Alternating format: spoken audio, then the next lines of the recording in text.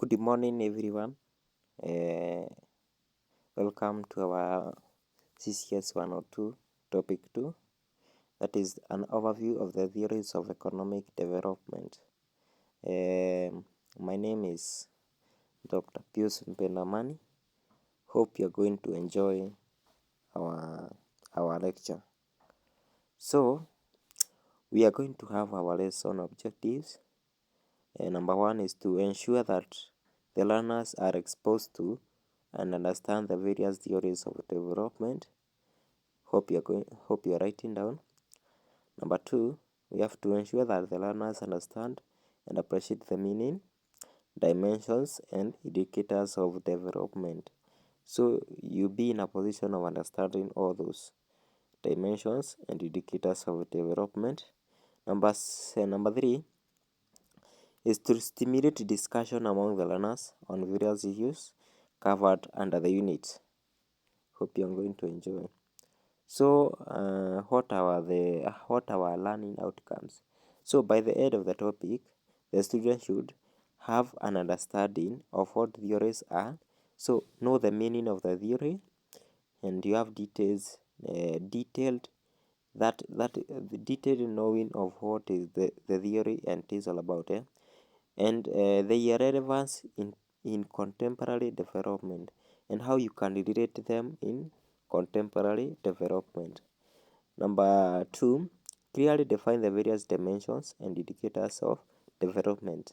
So ensure that by the end of the topic, you are able to define various dimensions and indicators of development. What does it entail all about?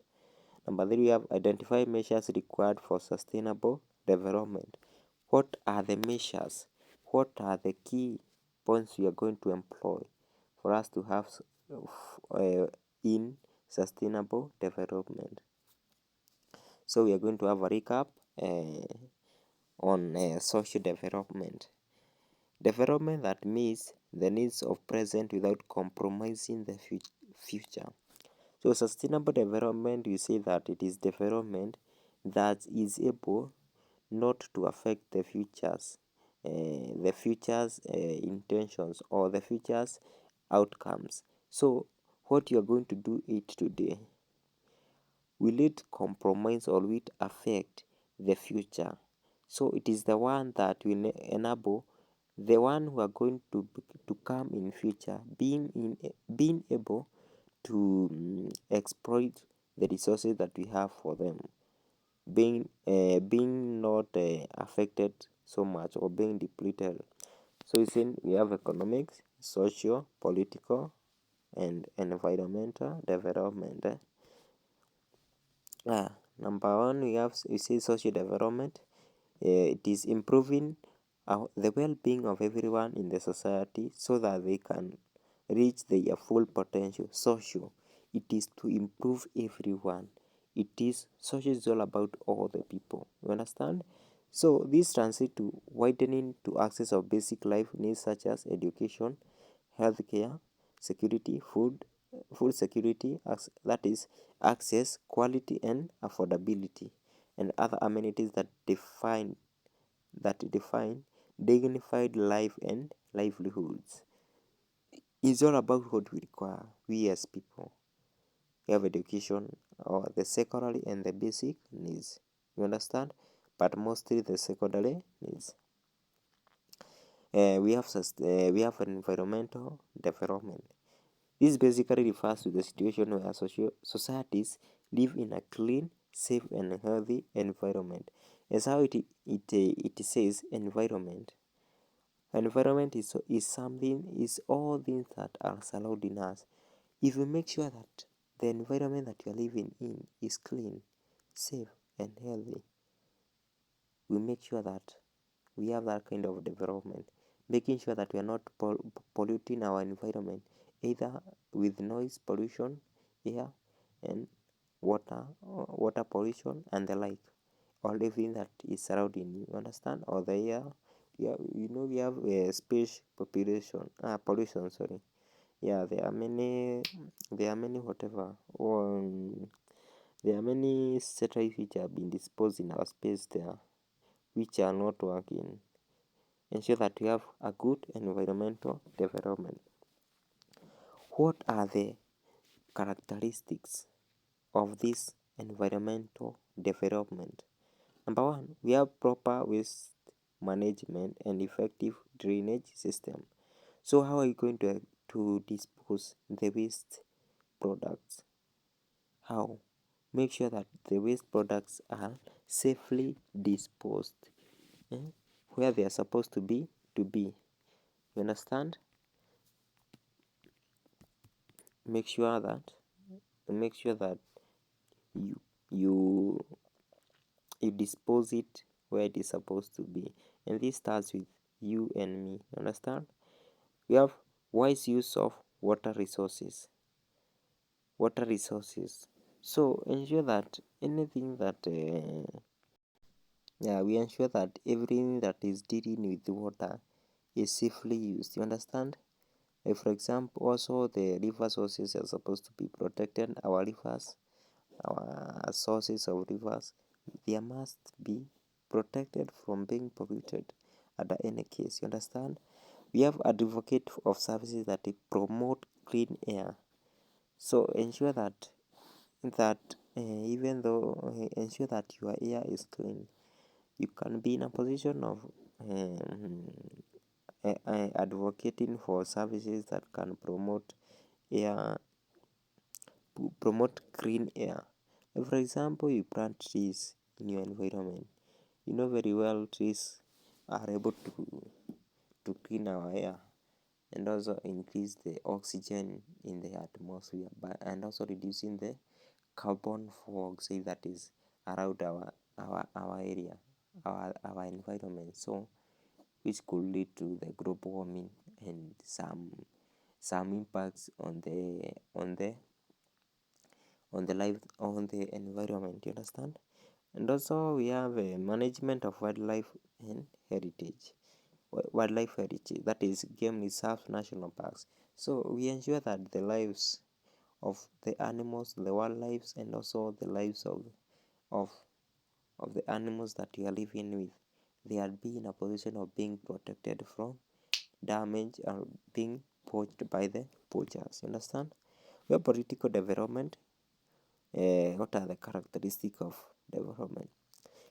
Characteristics of a politically development societies are diverse opinions are accommodated. So the political development is that we acknowledge everyone's opinions is right and it is correct. So we are going to take all those opinions and we put them together and we come up with a one opinion that will be able to cater for everyone. Number two, free and fair education at elections at all levels. So we ensure that the elections that are conducted in a country, they are free and fair, making sure that they are not people who are saying that they have been the election have been stolen. You have seen many cases where the one which have been defeated, they say that the election was not fair, and that could lead to fights and deaths. So in order for us to have that kind of political development, we ensure that we are making the election not to favor any side, but to be fair. Well-functioning and response electoral institutions are established to manage political competition in a free, fair, and transparent manner to the satisfaction of everyone, as I have said earlier. We have political institutions that create public confidence. So we have these institutions that educate those people who are yearning to go through those kind of political rallies and whatever, and they want to be chosen or to be elected. So there are those kind of institutions that may be able to help them understand and also educate them the need of accepting or the tax they ought to use in order for them to in order for the political in order for us to be able to achieve the political development. So we have political leaders who put the interest of ordinary citizens first, and also under these institutions, political leaders ought to put the interest of the young ordinary citizens first, making sure that what they say they are listened. You understand? They are not great. They are not just doing things for their own self. Understand? Yeah, that kind of nini. So we are going to have a difference between growth and development. These are things which are cross cross cross which have cross meanings while understanding. So under growth development, it involves quantitative changes. What are the quantitative? These are things which can be able to see increase in size, increase in height. You understand? Like growth of town, we can see that there is buildings which are growing. You understand? The quality, but for development, it involves qualitative. If, for example, we have a growth of, for example, a company. We have a company. So, what are the development? Qualitative. If they are going to increase the services they are producing, like for example, the textile industry, it can grow into a position of having more things which can be able, like for example, they have many clothes rows which they are producing, but under development, are these clothes of higher quality? That's a question that you ought to ask. Number two, used to explain the physical concept, that is increase in size and height, what I have said under the growth, but overall change in shape, form, or structure. Shape or structure, the shape, size and height, and also shape, form, or structure, translating to improve performance and functioning. Growth, we have measured through GNDP or GNP. GDP, we said it is gross domestic products, and GNP said it is gross national products. Measured through the human development case, that is the standard of living, that is development. We always hear people say the standards of living of people have increased. It's all about the development. The people, how you're going to develop from being poor to being a person who is able to cater for his or her needs. You understand? That is to develop. But to grow is to have, like for example, money and whatever. You understand? So let's come to our business of today, and we're going to give the meaning of theory. We all know, we all have come across this one theory, even in our course in our secondaries. You understand? So, and you said a theory is an idea or set of ideas that are intended to explain facts or events. It is an idea, but not real. It is to have an idea. You can be able to explain something or a fact. You understand? It is an hypothesis about some phenomenon that has been supported through research using scientific methods. A hypothesis, we said, it is something that you think of. You understand? So that's all about theory. It is a set of ideas that could be able to explain the fact. Let's go to the economic development theories. Number one, we have linear stage of growth development. Hope you're writing. Number two, we have structural change theory. Number three, we have neoclassical theory. Number four, we have nationalism. Number five, we have mercantilism. And we have number six, classical theory. Let us commence with the linear stage of growth development. Growth model, sorry. The assumption in this theory is that each country follows a series of steps towards development, from traditional society with limited technology to be an industrialized country.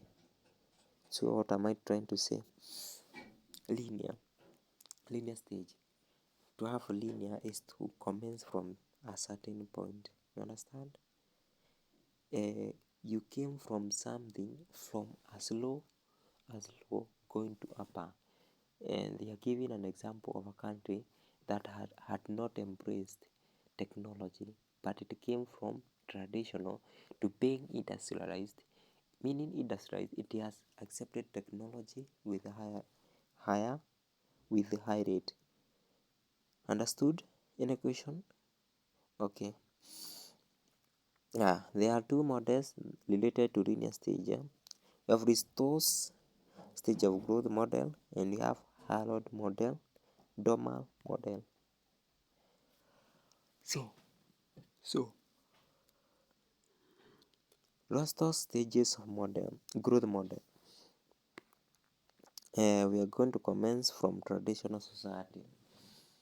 So at the traditional society, we have said that there is limited technology, or limited or none, or let's just limited or as low as technology is concerned.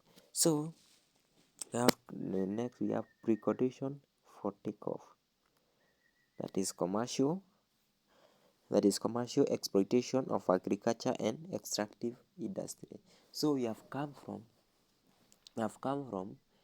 a low technology, that is traditional. You go to the extraction industry and also agriculture. Okay, that is precondition for takeoff. Then we have takeoff, development of manufacturing sector. Okay, we have to drive to maturity, development of wider industrial and commercial base. Okay, and we have high mass consumption. That is I think it is the climax of the stages of Rostow's stages of growth development. So we have said we are going to commence to start from traditional, where we have no technology. Then we go to an extractive industry, you understand, and farming. Next, after that, we go to the industrialization or manufacturing sector. Then after that, we are going to have to widen up or to widen our industrial and commercial base. So, and after that, we are going to go to the high mass consumption, where we are going to consume many things, but we are in the peak exploitation of comparative advantages in international trade. So we can be able to move from the local trade to the international trade, that is high mass consumption. So to conclude, so we have said it, we are going to commence from traditional society, then we go to precondition for takeoff, then we go to takeoff, drive to maturity, and then we have high mass of consumption, where we are going to entail all about international trade. Number two, we have the structural change theory. This theory postulates that economic transformation may be achieved through technological process and organizational change. Example of Lewis theory. So you are going to look for the Lewis theory, how we explain that kind of scenario. So we have said, so the economic transformation will be achieved through technology. The process under which you are going to use the technology that we have, understand? That is structural change. We have neoclassical theory. It emphasizes on the importance of market, institution, and policies for effective allocation of resources and optimal growth. So this it explains the importance of market and also institutions and policies for effective. So this kind of neoclassical theory, it entails all about how the resources are going to be allocated with equality. Example of literary model is the Solo Swan model. Understand? We go to the nationalism, domestic control of capital formation. That is, increasing capital goods such as tools, assets, and equipment. You remember in business, capital was in the debit side. and it entailed different kind of assets, equipments, and also tools. The theory postulates isolation from global competition to promote national growth. So if you have a national, we have a world or global competition, how are we going to improve our our national growth or our country's growth? That's all about nationalism. Mercantilism is where government regulates international trade to promote national powers in terms of wealth growth. So here is more export. This kind of where the government is able to regulate the number of imports that are coming to our country to be less rather than the export, to ensure that we have more income rather than the expense. You understand? That is all about mercantilism. You understand? We see the mercantilism is associated with policies which restrict imports, increase stocks, and the like. We have the classical theory argues that economic growth is based on technological process and population increase. The classical economists present that increase in profit brings about the increase in investment, which adds to existing stock of capital and the steady flow of improved techniques.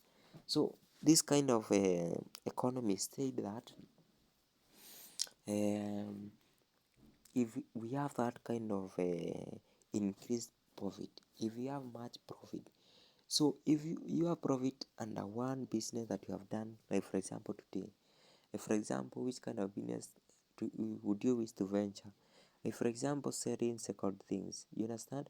So if for example I sell my calculator and a profit of 500, for example, I'm going to buy another calculator, another two calculators, for example, and also I sell them under the profit, and that continuation gaining of the profit will lead me to so much investment. This will lead me to getting me or you being in the position of buying different kind of things in order for you to have that kind of profit. And also, if you are going to invest, you are going to have different techniques that you are going to employ through filling in some parts. You know, everything that you are going to do, there must be at some points when you are going to fill in some things. So which kind of techniques am I going to employ in order for me to be able to achieve that kind of whatever, that kind of I can be able to amend that kind of challenge that I have come across during my process. That's all about classical theory. Hope you understood. We have a rational behavior theory. See that people act rationally when making economic decision. That is, making a choice that is likely to provide maximum satisfaction. What is that? So we are going. It says that people are going to make an economic decision or making choices that are likely to be which they will be able to be satisfied with, or which they are going to be contented with. There are some criticizations about rational behavior theory. Individual may choose a decision that is not optimal due to social norms.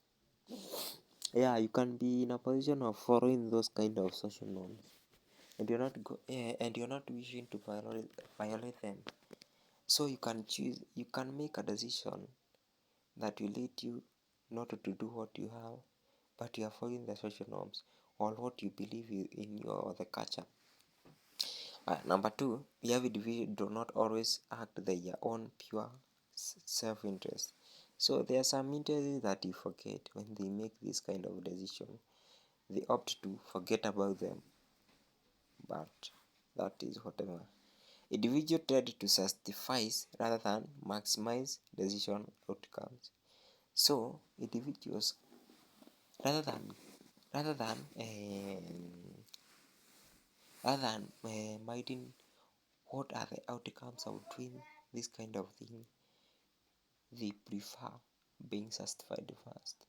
And they can be satisfied with something at this time now, but in the long run or in the due course, they are going to face different types of challenges. You understand? We have number 3. Individuals tend to have a strong bias towards maintaining the status quo. I don't understand that. So this is like I'll go and investigate or do a research on that. Individuals may exhibit emotional states impacting the decision. So a person may be angry when doing this kind of decision, which may impact him or her in future. You understand? Okay. So assignment, we have that. Discuss in detail the slow swan model associated with your classical theory. And we have the describe the models of development that categorize middle income countries. Discuss should be in among 2 countries. Understood? We have the reference materials there, so you can go and look on them. And that tends to give us the end of the topic or the topic for today. Thank you for the time.